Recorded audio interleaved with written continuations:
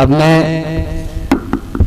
جناب مولانا سید جاوید احمد صاحب ندوی استاد جامعہ اسلامیہ اعظم گڑھ، ان سے گزارش ہے کہ وہ آئیں اور اپنا مقالہ پیش کریں۔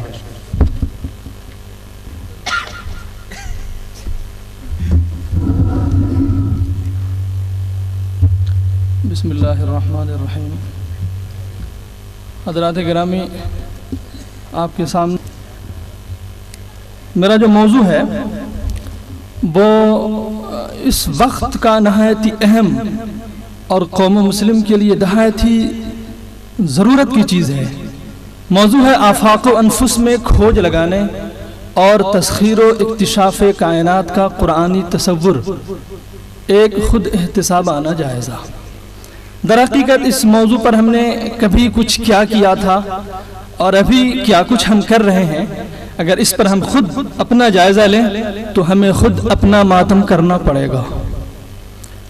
قرون وسطیٰ میں ہماری جو جد و جہد تھی اور ہم نے قرآن مجید کے مختلف گوشوں پر جو اعلیٰ صلاحیات رکھنے والے لوگوں کو بٹھا رکھا تھا، اگر اس سے ہم اپنا موازنہ کریں تو ہمیں کہنا پڑے گا ہمارے اسلاف ہم سے بہت زیادہ حقیقت شناس اور حقیقت پسند تھے، اور ہم ان سے بہت پیچھے ہیں۔ اسی وجہ سے ہماری اور ان کی تاریخ میں غیر معمولی تفاوت ہے۔ قرآن کریم خالق کائنات کی طرف سے بنی نوع انسان کی ہدایت و رہنمائی کے لیے خدائی عطیہ ہے۔ اس میں تمام ہی رازہائے سربستہ کی گتھیاں سلجھا دی گئی ہیں۔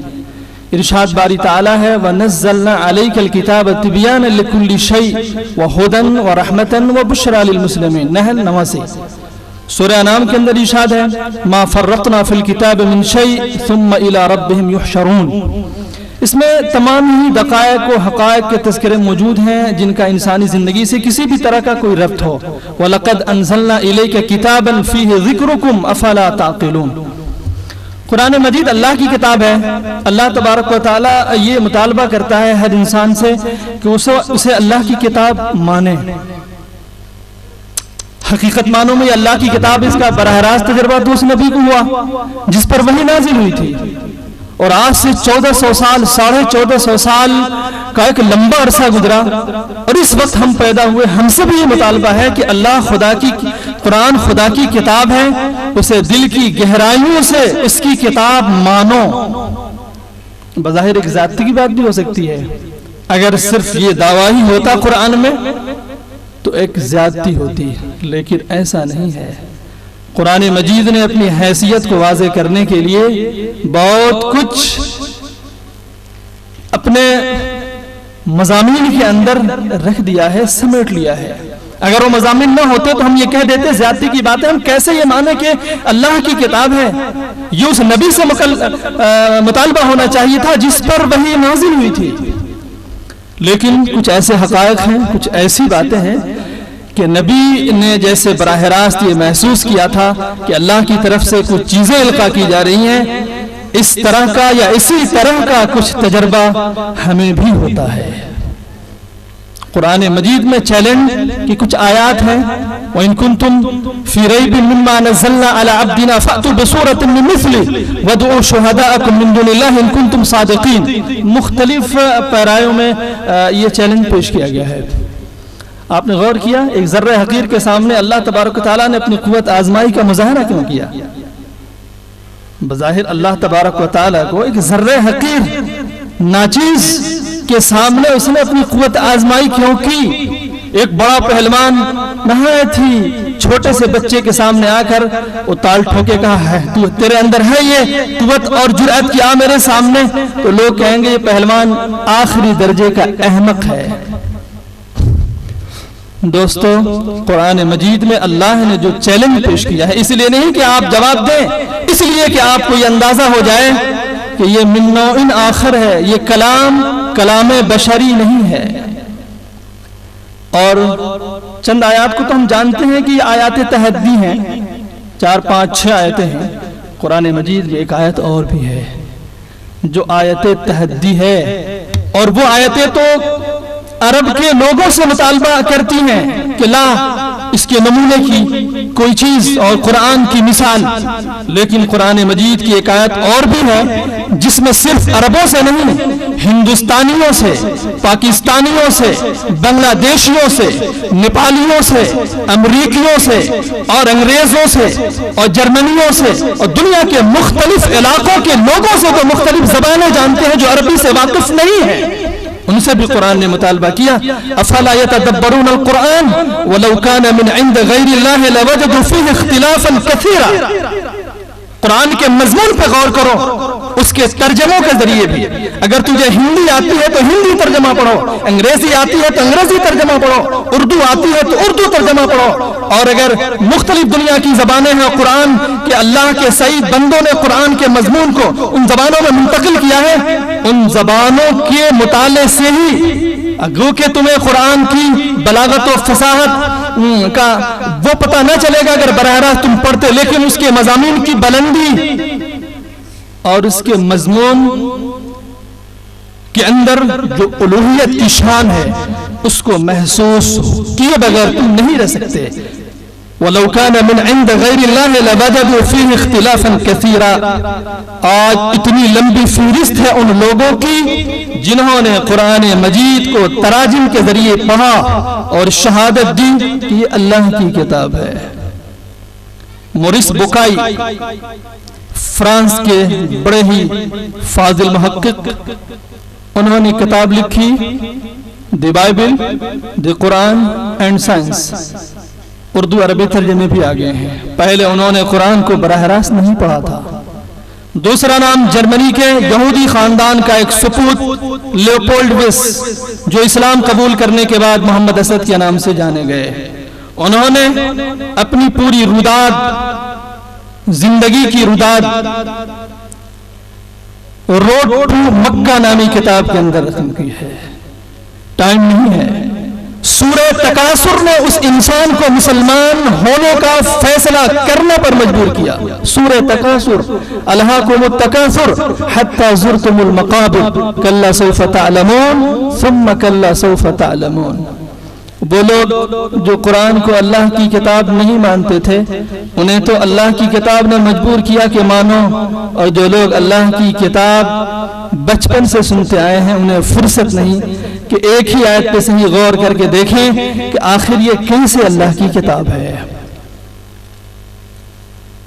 تیسرا نام ایک امریکی خاتون کا لیا جا سکتا ہے جب وہ اللہ کی بندی دنیا میں نہ رہی، اکتوبر کے اواخر میں وہ وفات کر گئیں، مریم جمیلہ۔ اس نے بھی قرآن مجید کو انگریزی ترجمے سے سمجھا تھا۔ محمد پکتھال، لندن کے رہنے والے ایک مسلمان کے انگریزی ترجمے سے اللہ کی کتاب کی شان کو سمجھا اور محسوس کیا۔ بزرگوں، اللہ کی کتاب پر جب ہمیں یقین ہو جائے کہ یہ اللہ کی کتاب ہے، تب تو اس کے بعد ہم اس کے مضمون کو سمجھ سکتے ہیں، اور اگر ایسا یقین ہمیں حاصل نہیں ہے تو پھر ہمارا رشتہ قرآن مجید سے قائم نہیں ہو سکتا۔ تیرے ضمیر پہ جب تک نہ ہو نزول کتاب، گرہ کشا ہے نہ راضی نہ صاحب کشاف۔ قرآن مجید کے اندر مختلف چیزوں کے حوالے سے اللہ تبارک و تعالیٰ کہتا ہے کہ ہم نے تیرے واسطے اس کو مسخر کر دیا۔ زمین کی چیزوں کے حوالے سے، آسمان کی چیزوں کے حوالے سے، سمندر کی چیزوں کے حوالے سے، سورج و چاند کے حوالے سے، سخر لکم الشمس والقمر دائبین، سخر لکم البحر، اس طرح کی چیزیں ہیں۔ قرآن مجید میں اس طرح کے جو سیغے پائے جاتے ہیں ان کا آپ بالاستقصاء مطالعہ کریں تو یہ سمجھ میں آتا ہے کہ اللہ تبارک و تعالیٰ نے اس قابل بنا دیا ہے کہ انسان اپنی اضافی محنتوں اور کوششوں کو صرف کرے تو انہیں قابو میں کر سکتا ہے۔ صرف ایک جگہ ایسا ہے کہ وہاں یہ توجیہ نہیں بن پاتی۔ حضرت سلیمان علیہ السلام کے لیے اللہ نے جو ہوا کو مسخر کیا تھا، اس مقام پر ہم یہ توجیہ نہیں کر پاتے۔ اللہ کا معجزہ، نبی کی خصوصیت ہو سکتی تھی، لیکن اس کے علاوہ جتنے مقامات ہیں وہاں پر یہی مضمون ہے کہ اللہ نے اس قابل اسے بنا دیا ہے کہ تم اسے مسخر کر سکو، قابو میں کر سکو۔ اس کے حوالے سے ہمیں ایک گفتگو کرنی تھی، لیکن پرچی آئی کہ 10 منٹ ہو چکے ہیں۔ اگر کچھ لمحے اجازت ہو تو میں ایک گفتگو کرنا چاہ رہا تھا، مختصر، طویل نہ کرتا۔ چاند اور سورج کے حوالے سے ہماری قوم کا ایک المیہ ہے، مجھے سن کے خوشی ہوئی تھی کہ فقیہ اسلام مولانا خالد سیف اللہ رحمانی تشریف لانے والے ہیں، لیکن کسی وجہ سے وہ نہ آ سکے۔ بزرگوں، ہماری قوم میں ایک تضاد عجیب و غریب یہ پیدا ہو گیا ہے کہ اللہ تبارک و تعالیٰ نے یہ فرمایا کہ چاند اور سورج کو مسخر کر دیا گیا ہے، اور چاند اور سورج کے حوالے سے اور حسابی اس کے معاملات کو قرآن مجید میں اتنی صراحت کے ساتھ بیان کر دیا گیا تھا کہ مزید کچھ سوچنے کی ضرورت نہیں تھی۔ وَالَّذِي جَعَلَ الشَّمْسَ ضِيَاءً وَالْقَمَرَ نُورًا وَقَدَّرَهُ مَنَازِلَ لِتَعْلَمُوا عَدَدَ السِّنِينَ وَالْحِسَابَ، اور بھی کئی آیات ہیں، قدره والقمر قدرناه منازل حتى عاد كالعرجون قديم يسألونك عن الأهلة قل هي مواقيت للناس والحج، اور بھی کئی آیات ہیں جس میں چاند اور سورج کے حسابی امور کی طرف اشارہ کیا گیا ہے۔ یسألونک عن الأهلة، چاند کے بارے میں لوگ سوال کرتے ہیں، کہہ دیجئے هي مواقیت للناس، یہ گھڑی ہے، چاند ایک گھڑی ہے، اور گھڑی کے لیے معیاری ہونا بہت ضروری ہے، کبھی 4 بجا دے، کبھی پیچھے کی طرف 3 بجا دے، اور کبھی اور اوپر جا کے 7 بجا دے، وہ گھڑی نہیں ہے۔ گھڑی وہ ہے کہ بالکل معیاری ہو۔ ہماری بنائی ہوئی گھڑیاں بہت معیاری ہیں، اور اللہ نے جو گھڑی بنائی ہے، لن تجد لسنت اللہ تبدیلا۔ چاند اور سورج قدرت خداوندی کے ترجمان بھی ہیں اور اس کی قدرت کے شاہکار بھی۔ ہم نے ایک چیز کو تو لیا، شمسی کیلنڈر اور قمری حسابی کیلنڈر کی طرف اللہ کی کتاب نے اشارہ کیا تھا۔ شمسی کیلنڈر بے چون و چرا ہم نے قبول کر لیا، اور قمری حسابی کیلنڈر کی بات آتی ہے تو ہمارے مفتیان کرام فتویٰ دینے کے لیے تیار نہیں ہوتے۔ صرف ایک مفتی، ہمیں 2 مفتی نظر آ رہے ہیں، ایک ہمارے استاد مفتی سرور صاحب فاروقی تشریف رکھتے ہیں، دوسرے میرے دوست مفتی نوشاد عالم ندوی تشریف رکھتے ہیں۔ انہی دونوں کو میں بطور خاص یہ شکوہ کروں گا کہ یہ تضاد آخر کیوں ہے؟ افطار کرتے وقت، سحری کھاتے وقت، حتی یتبین لکم الخیط الابیض من الخیط الاسود کیسے کیا جاتا تھا؟ حضور پاک علیہ السلام کے زمانے میں صبح صادق کا منظر آنکھوں سے دیکھا جاتا تھا، اور افطار کے واسطے غروب شمس کا منظر آنکھوں سے دیکھا جاتا تھا، اور 29 کا چاند کیسے ہوا؟ آنکھوں سے دیکھنے کی کوشش کی جاتی تھی۔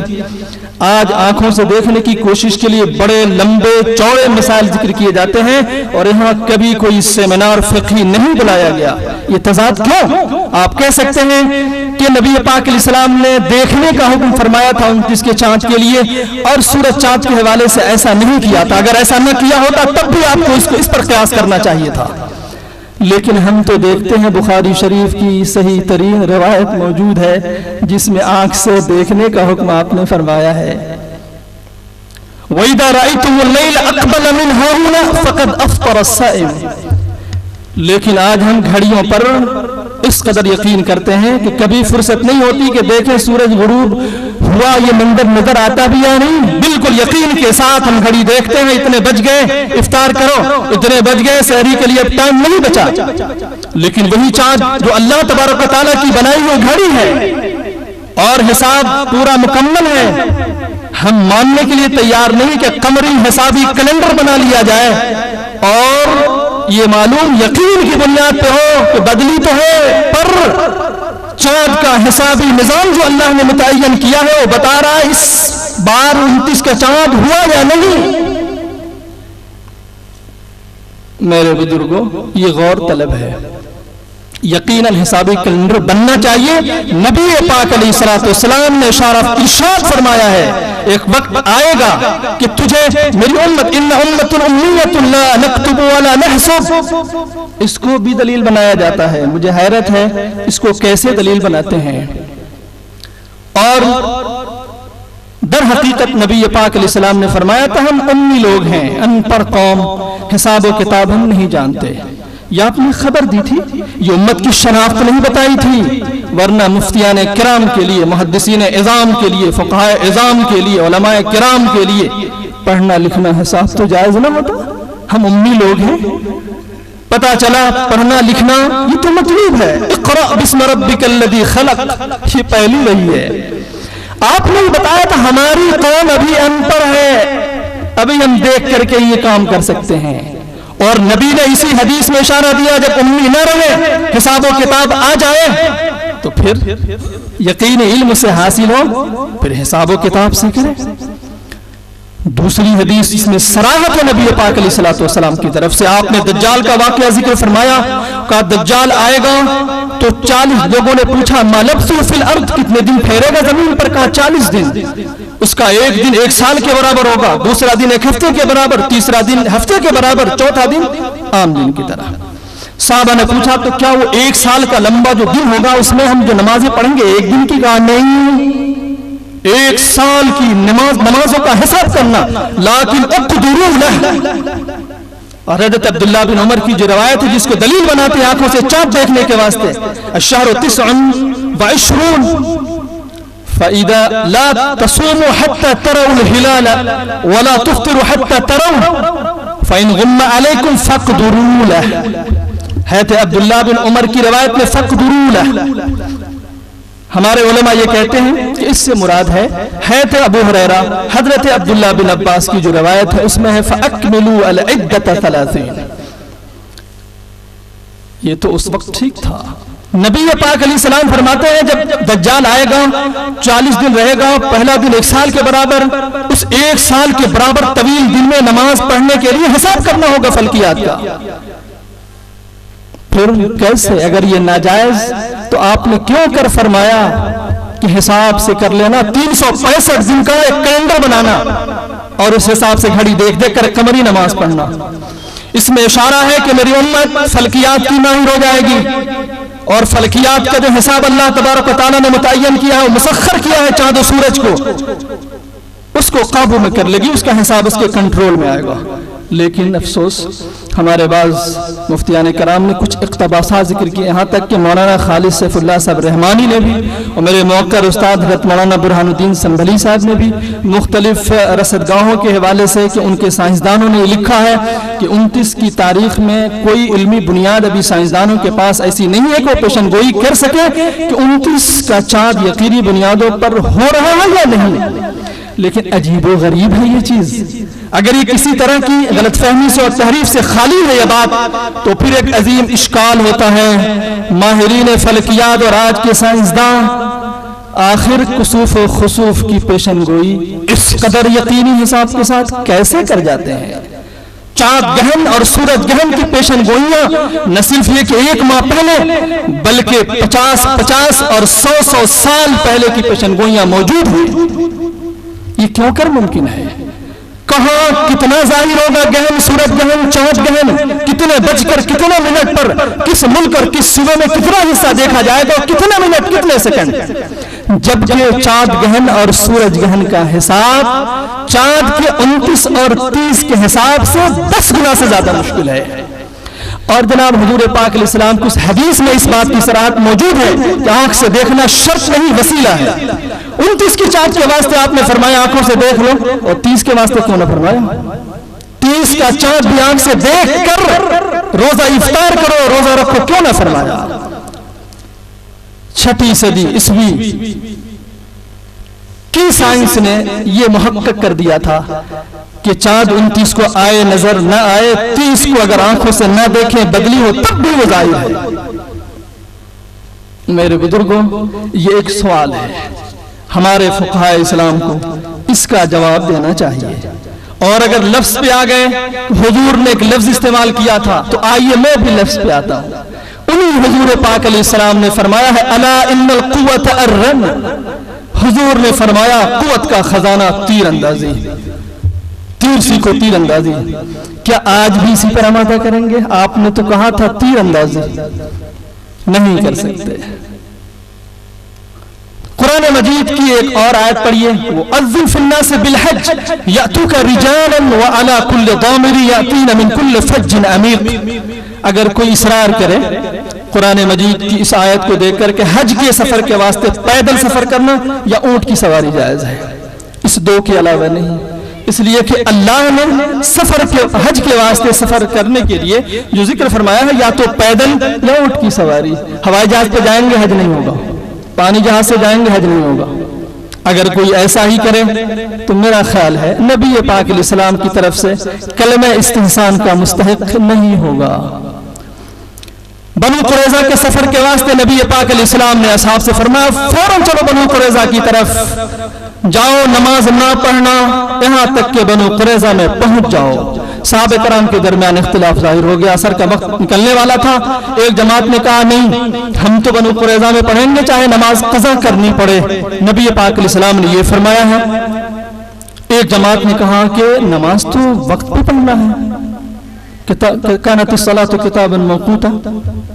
انہوں نے نماز پڑھ لی. نبی پاک علیہ السلام نے قیاس کرنے والے، نماز پڑھنے والے کو ڈانٹا نہیں بلکہ بظاہر ان کا استحسان ہی فرمایا. بزرگوں، یہ ایک بات تھی، ایک سوال تھا جو میں نے سامنے رکھ دیا. بس ایک پیراگراف 2-3 سطروں کا، اس کو آپ کے سامنے میں پڑھ دوں. یقیناً روایت کی بڑی اہمیت ہے، یعنی روایت کا مطلب اسلاف کی روایات، عمل، نمونہ. لیکن بہت سے مواقع ایسے آتے ہیں کہ اسلاف کے ہاں دیکھنے پر اس کا حل نہیں ملتا. اس وقت کے لوگوں، جمع مردوں، اس وقت کے ذہین ترین لوگوں سے مطالبہ ہوتا ہے کہ مناسب حل ڈھونڈو کتاب و سنت سے. اب پیچھے دیکھنے سے کام نہ چلے گا، اس لیے کہ بسا اوقات اسلاف کے پیچھے بھی کچھ نہیں ہوتا تھا، آگے ہی دیکھنا پڑا. حضرت خالد بن ولید کا واقعہ، جنگ موتا میں حضرت زید بن حارثہ شہید ہوئے، جعفر طیار شہید ہوئے، عبداللہ بن رواحہ شہید ہوئے.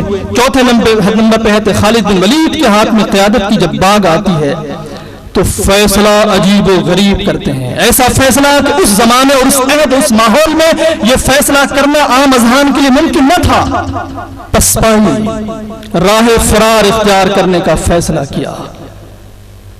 ایسا عظیم فیصلہ کہ مدینہ والوں کو معلوم ہوا کہ خالد بن ولید مسلم فوج کو لے کر بھاگ چلے. جب خبر آئی کہ آتے ہیں تو مدینے کے لوگ باہر نکلے، فرارون، بھگوڑے. نبی پاک علیہ السلام نے فرمایا کرارون، یہ پلٹ کے حملہ کرنے والے. میرے بزرگوں، خالد بن ولید کا اجتہاد کتنا عجیب و غریب تھا، لیکن خالد بن ولید کو اللہ نے جنگی اجتہاد کی جو صلاحیات دی تھی وہ عام لوگوں میں نہیں تھی. اسی لیے نبی پاک علیہ السلام نے ان کا استحسان فرمایا، ان کی طرفداری کی اور ان کی طرف سے جواب دیا. ضرورت ہے کہ خالد بن ولید کی طرح ایک زبردست فیصلہ کیا جائے اور قیامت کی تیاری کی جائے. جب دجال آئے گا اور آج تیاری نہیں کرو گے تو پھر دجال جب آ جائے گا تو کیلنڈر نہیں بنے گا.